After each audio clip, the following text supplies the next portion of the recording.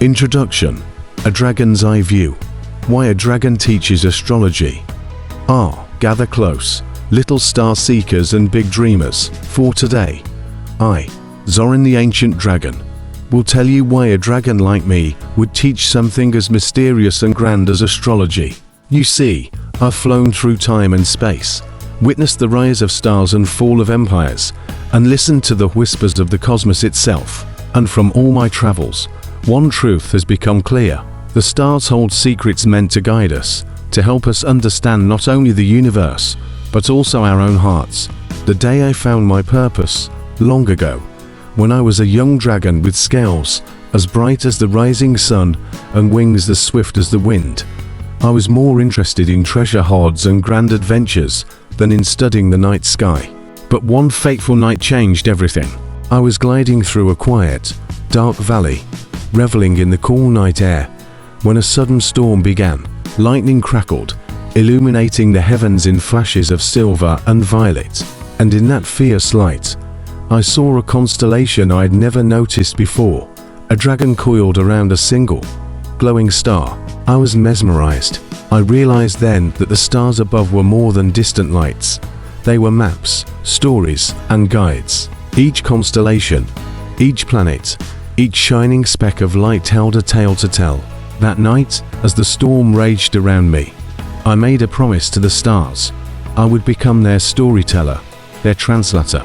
I would learn the language of the cosmos and share it with every creature I met. Learning from the sages, of course. To keep my promise, I needed guidance myself. So I sought out the wise sages of the ancient lands, those who knew the secrets of Vedic astrology, the wisdom of the planets, and the rhythms of the universe. I spent years studying with the rishis and scholars, learning the cycles of the moon, the wandering paths of the Greyas planets, and the ways in which they influence life on Earth.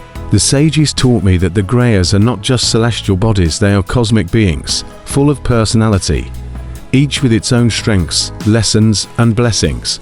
Surya, the sun, is the life giver, illuminating our purpose. Chandra, the moon, is the mind, reflecting our emotions. And Rahu and Ketu, the shadowy nodes of the moon, are the mystical forces of karma, weaving our past lives with our present destinies. These Greyas dance through the 12 rashis, or signs, creating unique patterns for every soul. And oh, how fascinating it all was. I devoured these teachings like a dragon devours knowledge. For the first time, I understood how each being is connected to the universe, how the planets are not distant, cold rocks, they are forces of life, guiding us, shaping us, helping us to grow. I couldn't keep this knowledge to myself. No, I had to share it, teaching astrology to the beasts of the land. So, I began teaching the creatures of the forest. At first, I thought my students might only be other dragons, or perhaps the wise old owls who often perched nearby to listen. But soon, all kinds of creatures gathered at the edge of the clearing, eager to hear about their celestial counterparts. Tell us about the moon, Zoran, chirped a little rabbit one evening, her nose twitching. Why does it change shape in the sky? Well, my dear little one, I replied, the moon, or Chandra, represents the mind, emotions, and the ebb and flow of life. Just as you feel different each day, so does the moon. It grows and wanes, reminding us that change is natural. We must embrace each phase as part of our journey. The forest animals listened with wide eyes, learning that every creature has a special connection to the stars. Even the fox, sly and clever, wanted to know more. Tell me about the planets, Zoran, he said with a wink.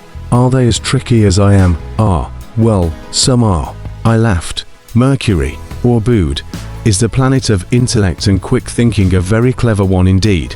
And then there's Rahu, who can bring confusion and illusion, though always with a lesson hidden within. You'd get along well with Rahu, I think. And so, night after night, I shared the stories of the stars with my forest friends. From the mighty bear to the shy deer, each creature learned how the cosmos influenced their lives, how they could look to the stars for guidance, and how to understand themselves a little better through this vast, cosmic map. Why I continue to teach. Now, you might wonder, With all this cosmic wisdom and ancient lore, why a dragon like me still takes the time to teach astrology. After all, can't a wise old dragon simply hoard his knowledge like a pile of glittering treasure? But you see, astrology is not a treasure to be hoarded. It is a light to be shared, a torch that helps us all find our way. Just as the stars illuminate the night sky, astrology illuminates the paths we walk, helping us to make sense of our joys and sorrows, our strengths and weaknesses, our hopes and fears. Astrology teaches us that we are not alone. Every creature, from the tiniest ant to the tallest tree, has a connection to the cosmos. The stars and planets are here to remind us that we are part of something much bigger, something grand and beautiful and wise. So, I teach because I want every being, whether they walk on four legs, two, or slither through the grass, to know they have a place in the universe. I want them to know that they are connected to the stars, to the planets, to each other. And if one day you, dear reader, find yourself gazing up at the night sky, wondering what secrets those stars might hold, remember this old dragon and the promise I made. Remember that you, too, are part of the star story, that the universe is whispering its wisdom to you. So listen closely, watch the skies, and perhaps, just perhaps, you'll find a dragon's voice in the stars, guiding you, teaching you, and reminding you that you are never alone in this vast, beautiful cosmos.